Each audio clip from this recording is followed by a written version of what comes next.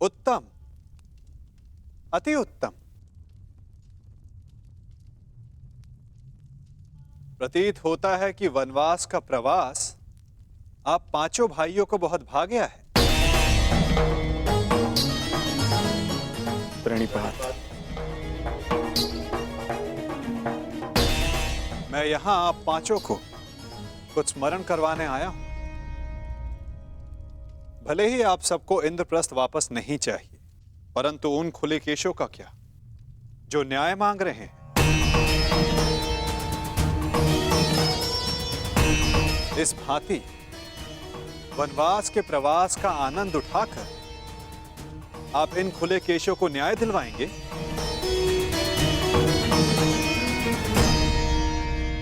हम ना वो खुले केश भूले हैं और ना ही अपना प्रतिकार।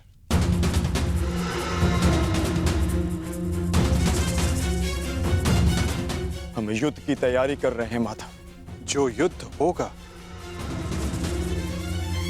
वो ऐसा युद्ध होगा जो ना आज तक कभी हुआ है और ना कभी होगा।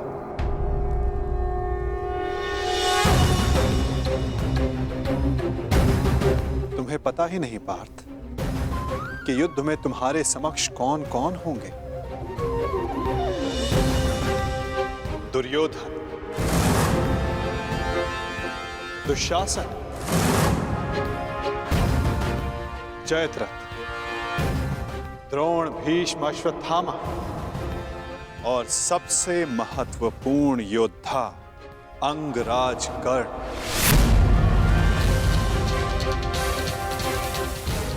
ये एक भीषण युद्ध होगा और इस युद्ध की तैयारी भी भीषण करनी होगी पार्थ।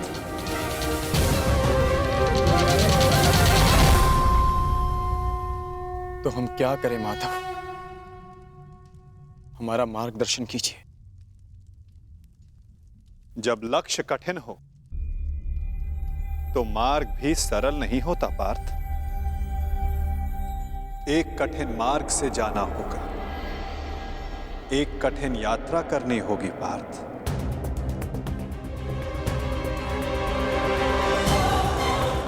अपने शस्त्रों की तीक्ष्णता और अस्त्रों की शक्ति बढ़ाने का समय आ गया है। वैसे आचार्य द्रोण ने तुम्हें कई दिव्य अस्त्रों की दीक्षा दी है, परंतु तुम्हें अब भी एक महत्वपूर्ण अस्त्र पाना शेष है पार्थ।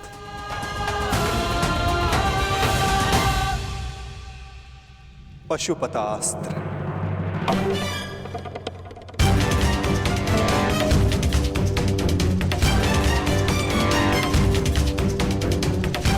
भगवान शिव का महाप्रलयंकारी अस्त्र। हाँ पार्थ, भगवान शिव को प्रसन्न करो। कैलाश जाकर उनसे इस महान अस्त्र की दीक्षा लो।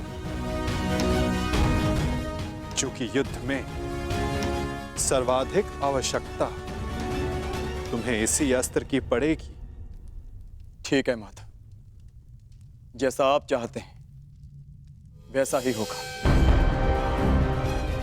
मैं आज अभी कैलाश के लिए प्रस्थान करता हूं। तुम्हारी सफलता की कामना सहित मैं तुम्हें विदा करता हूं पार्थ, परंतु फिर से स्मरण करवाता, मार्ग बहुत कठिन होगा और बाधाएं बहुत भयंकर।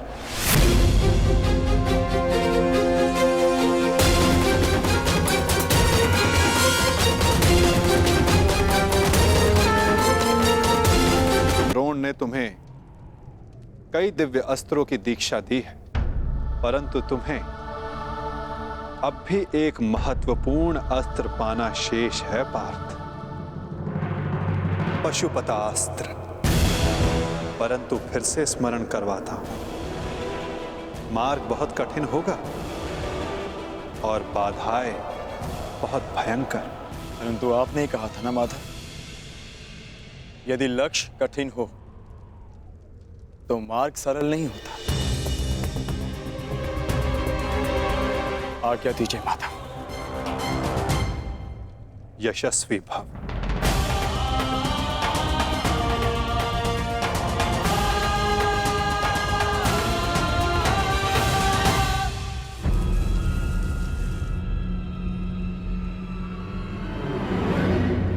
क्या हुआ माधव? अब वहां देखकर मुस्कुराए क्यों? क्या था वहां? गुप्तचर जो गुप्त नहीं रह पाया। सुना क्या कहा गुप्तचर ने? अर्जुन पशुपतास्त्र लेने कैलाश पर्वत जा रहा है और मेरा ये महान पुत्र यहाँ चैन से बैठकर बंसी बजा रहा है। मैं अंधा हूं, फिर भी तुम्हारा भविष्य देख सकता हूं। अंधकार में जा रहा है तुम्हारा भविष्य।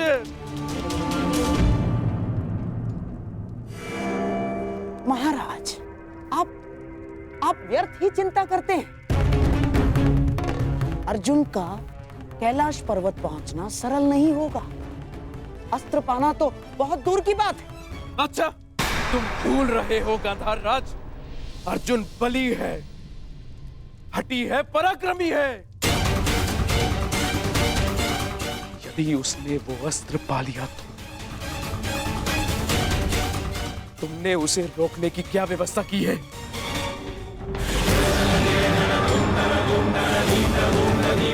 महाराज, आप क्या समझते हैं? इतने दिनों से महर्षि दुर्वासा का सत्कार हम यूं ही कर रहे हैं। महर्षि दुर्वासा के वरदान में बल है, तो श्राप महाबलशाली है।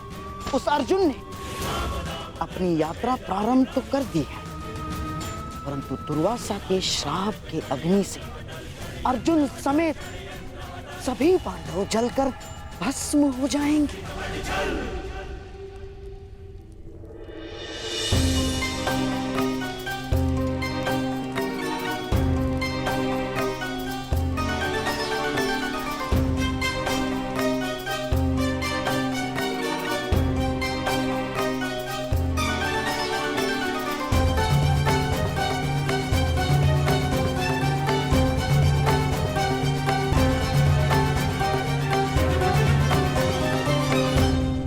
प्रणाम महर्षि। आशा करता हूं कि हस्तिनापुर के आतिथ्य से आप प्रसन्न हैं। अति प्रसन्न हैं गांधार नरेश। आपके भांजों के परिश्रम और सेवा से हम अत्यधिक प्रसन्न हैं। वरदान मांगो।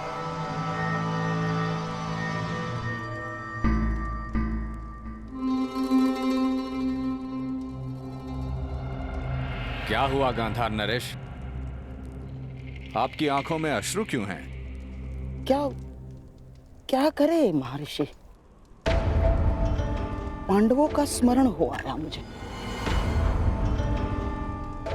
यदि यहां होते तो आपकी सेवा का सौभाग्य और महामुनि का आशीर्वाद प्राप्त कर सकते थे। परंतु महर्षि, आप यदि हमारे आतिथ्य से प्रसन्न हैं तो कृपया वन में जाकर मेरे पांडवों को भी आशीर्वाद देकर कृतार्थ करें। हाँ, और उन्हें भी अपनी सेवा का अवसर प्रदान करें, क्योंकि इस समय उन्हें आपके आशीर्वाद की बहुत बहुत आवश्यकता है महर्षि। अवश्य, हम आज ही प्रस्थान करेंगे। वत्स मध्यसेन। जी गुरुदेव। जाकर पांडवों को सूचित कर दो कि हम उनका आतिथ्य सत्कार प्राप्त करने पधार रहे हैं।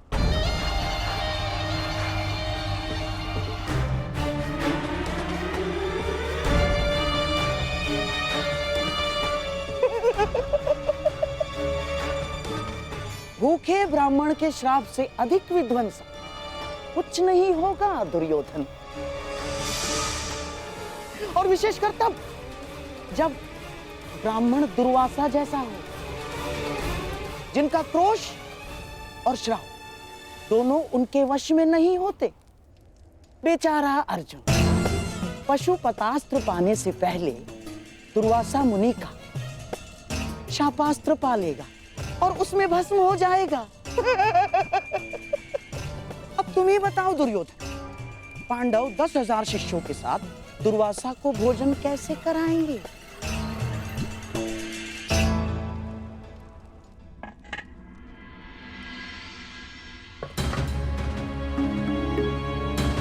घर में अन्न का एक भी दाना शेष नहीं है।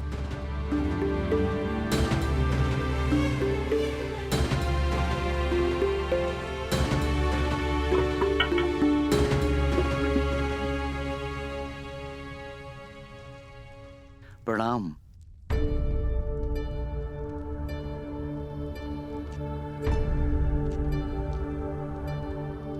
प्रणिपात ब्राह्मणपुत्र, क्या आप वन में मार्ग भटक गए हैं? नहीं, मैं केवल ऋषि दुर्वासा का संदेश लेकर आया हूं। महर्षि दुर्वासा पधार रहे हैं।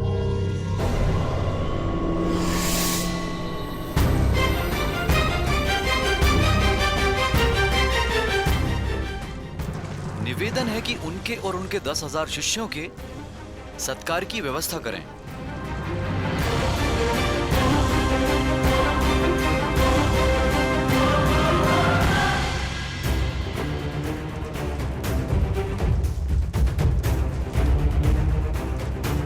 दुर्योधन,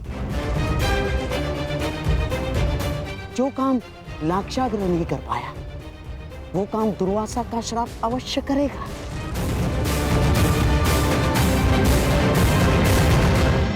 हे ईश्वर, घर में अन्न ही नहीं है, मैं कैसे उनका सत्कार कर पाऊंगी?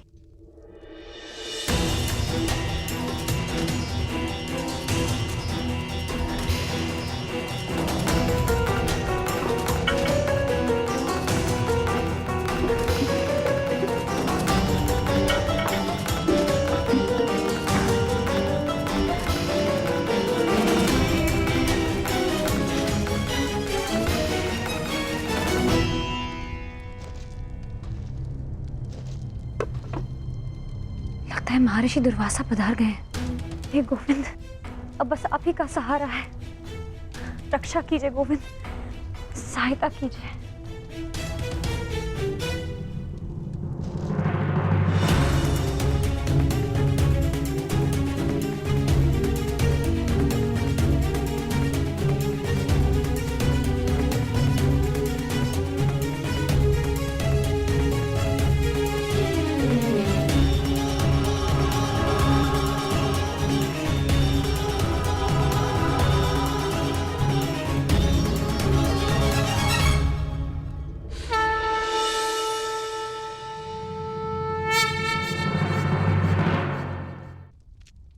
बहुत विकट समस्या में हूं गोविंद, रक्षा कीजिए।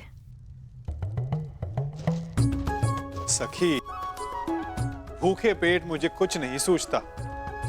पहले मेरी शुद्धा पूर्ति की व्यवस्था करो, उसके पश्चात ही मैं तुम्हारी समस्या का समाधान कर पाऊंगा। परंतु सखा। सखी, मुझे भूख लगी है। अब जो कुछ भी घर में है ले आओ, उसके पश्चात बैठकर बात करेंगे। जाओ जाओ।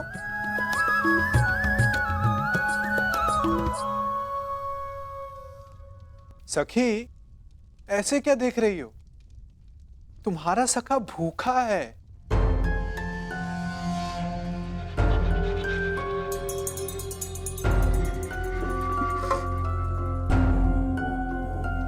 आपने तो समस्या और बढ़ा दी है सखा। घर में अन्न का एक भी दाना नहीं है। असत्य। तुम कब से इतनी कृपण हो गई सखी? अपने सखा से भोजन छिपा रही हो? हटो, मैं खुद ही देख लेता हूं।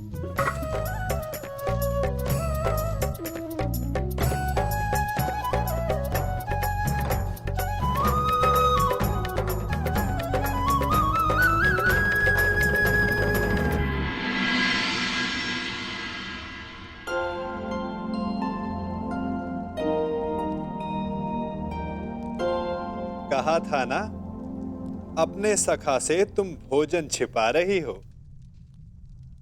नारायणं नमस्कृत्य नरं चैव नरोत्तमं देवीं सरस्वतीं व्यासं ततो जयमुदीरये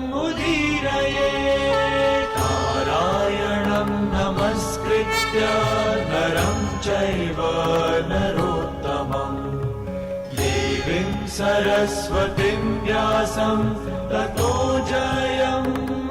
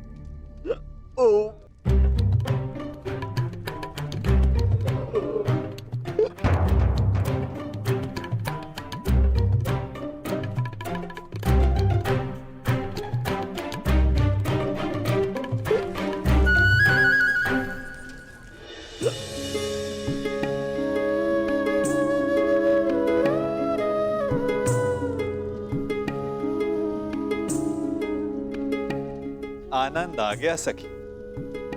अब जाकर मेरी भूख शांत हुई।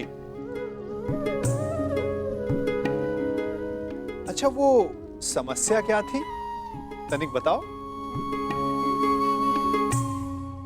सखा, वो महर्षि दुर्वास। कल्याण हो पांचाली।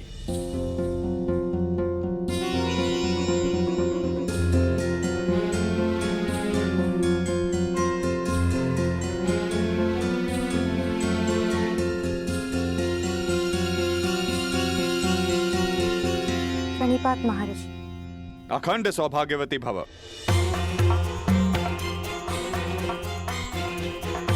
वो महर्षि दुर्वासा, आपसे निवेदन है कि थोड़ा जल मिलेगा?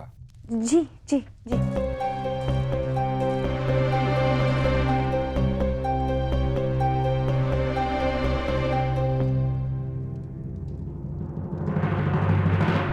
महर्षि, वो आपके शिष्य ने संदेश दिया था कि वो भोजन। क्षमा चाहता हूं यज्ञसेनी, अब हम भोजन नहीं कर पाएंगे। हमारा पेट भर चुका है। कष्ट के लिए क्षमा चाहता हूं।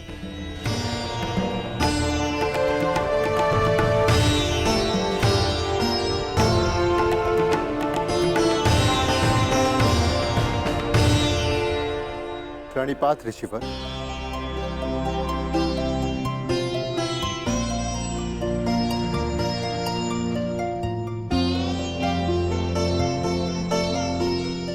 प्रणिपात महर्षि, आपका अचानक यहाँ आगमन?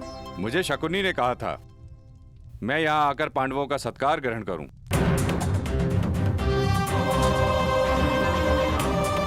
किसी भी साधु को किसी का भोजन और निमंत्रण बिना सोचे समझे स्वीकार नहीं करना चाहिए महर्षि। यदि आपने जान लिया होता तो कदाचित आप हस्तिनापुर का आतिथ्य ग्रहण नहीं करते।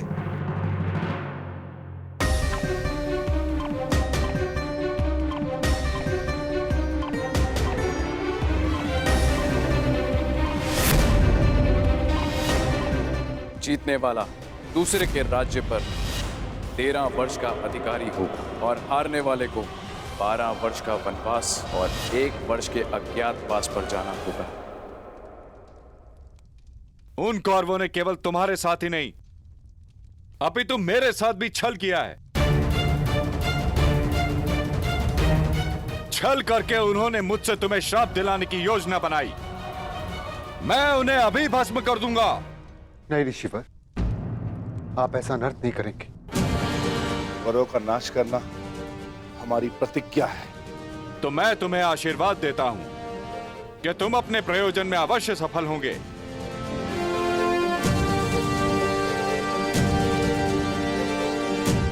और यदि उन मूर्ख कौरवों ने तुमसे युद्ध किया तो उनका समूल विनाश हो जाएगा।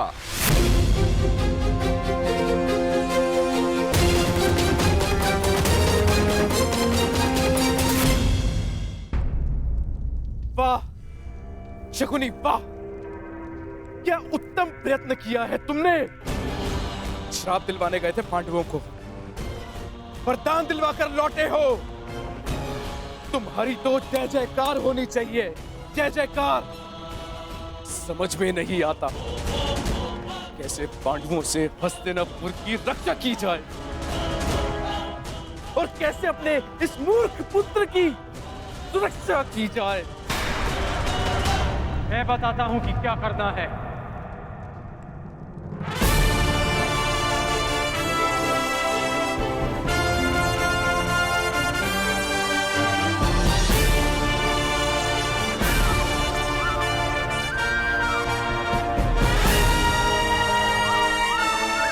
वही करना है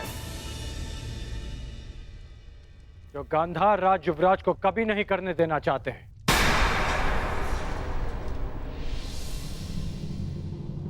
पराक्रम।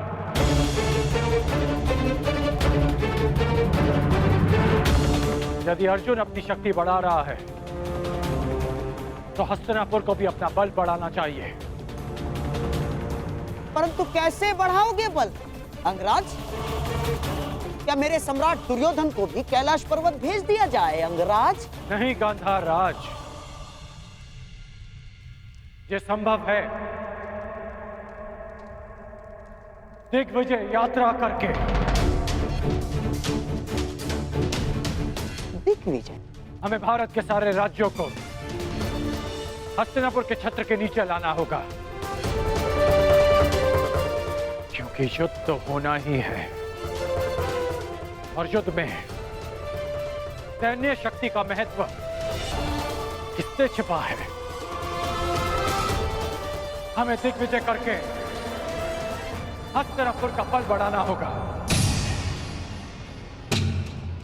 परंतु दिग्विजय करेगा कौन? हस्तिनापुर का सेवक करेगा।